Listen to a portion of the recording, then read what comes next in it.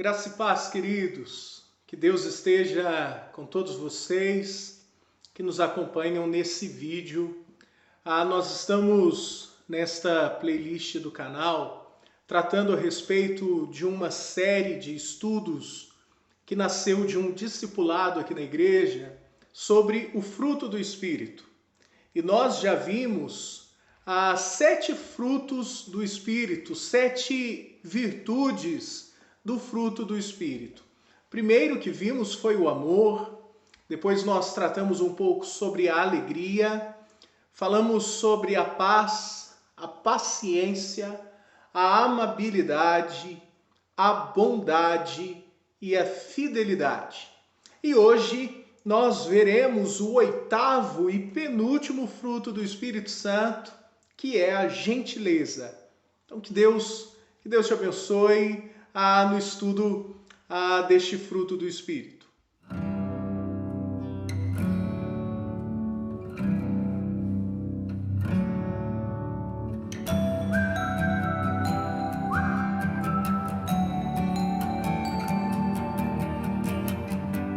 Queridos, o texto que servirá de base para nós é o de 1 Tessalonicenses, capítulo de número 2.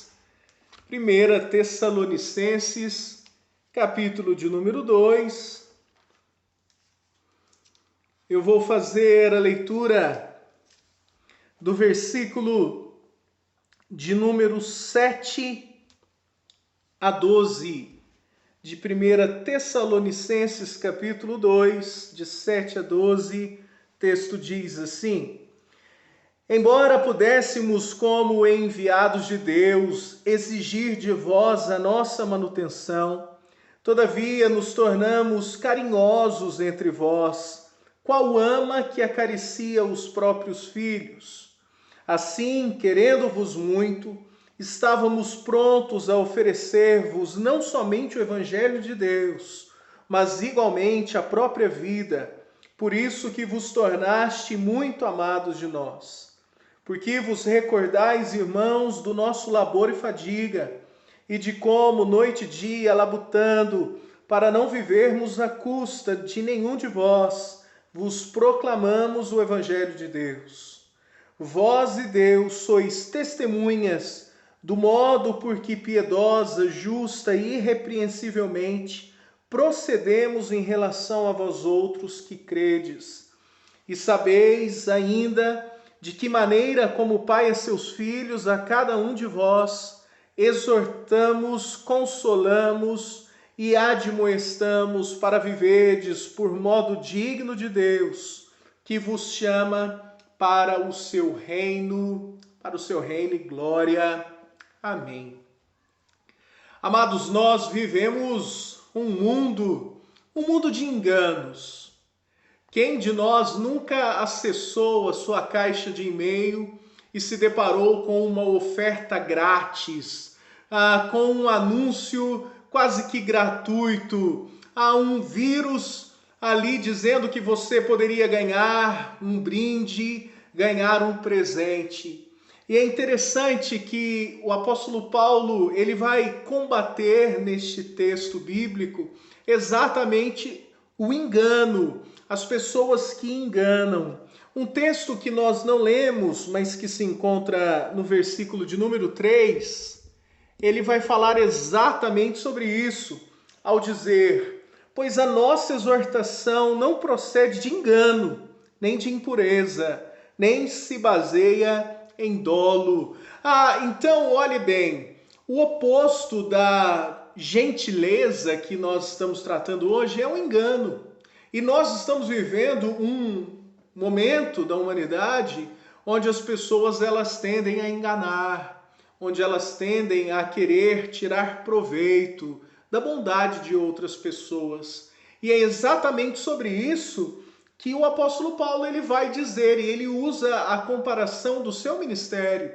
E ele vai falar: olha, eu poderia, como pastor de vocês, enganá-los e viver de maneira muito folgada à custa de vocês. Mas ele vai declarar no versículo de número 7 Embora pudéssemos, como enviados de Deus, exigir de vós a nossa manutenção, todavia nos tornamos carinhosos entre vocês. Ele vai dizer que eles estavam como mãe, abrindo, abnegando de muitos dos seus direitos em benefício da igreja.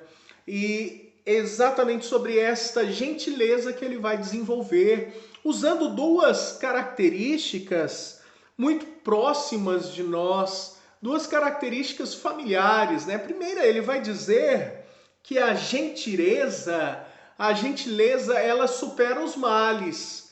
Versículo de número 1 declara: porque vós, irmãos, sabeis pessoalmente que a nossa estada entre vós não se tornou infrutífera, mas apesar de maltratados e ultrajados em Filipos, como é do vosso conhecimento, tivemos ousada confiança em nosso Deus, para vos anunciar o Evangelho de Deus em meio a muita luta. Então ele vai dizer que a gentileza, ela supera os males.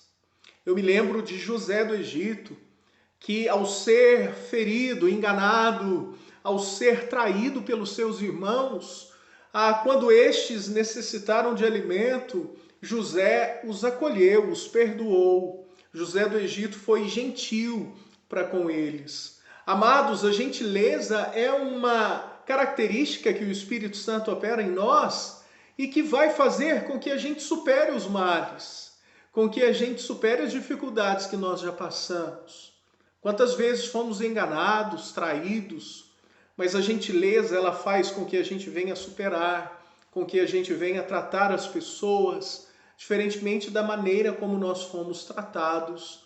E aí o apóstolo Paulo vai descrever isto usando duas figuras, como eu falei, muito próximas de nós. A primeira é que a gentileza, ela protege como uma mãe. O versículo 7, que já lemos, declara, né? Todavia nos tornamos carinhosos entre vós, qual ama que acaricia os próprios filhos. Assim, querendo-vos muito, estávamos prontos a oferecer-vos não somente o Evangelho de Deus, mas igualmente a própria vida. Então ele usa aqui a figura materna de uma mãe que ama o filho e está pronto de oferecer, inclusive, a sua própria vida, inclusive o seu sangue, oferecer cada gota do seu próprio sangue em benefício do filho. E ele utiliza esse aspecto da gentileza. Amados, o Senhor nosso Deus, ele disse por meio de Cristo que nós devemos amar o próximo como ele nos amou. A lei no Antigo Testamento declarava que nós deveríamos amar como a nós mesmos. Mas Cristo, ele faz uma nova interpretação da lei.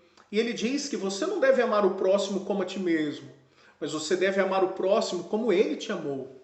E ele nos amou se entregando completamente. E esta gentileza de se entregar, de desejar o bem do próximo, é exatamente amar como Cristo nos amou. E esta figura, ela é muito parecida com a de uma mãe.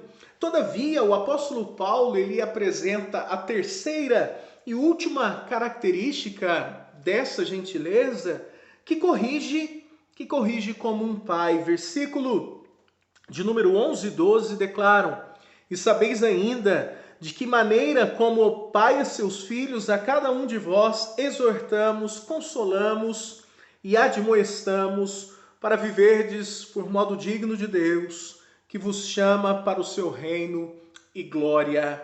O amor, a gentileza, que não é acompanhada de correção, de admoestação, essa gentileza é um mero paternalismo. Ela não visa o benefício. A palavra do Senhor declara que o nosso Deus corrige aqueles a quem Ele ama. Então, o nosso Pai Celeste nos corrige.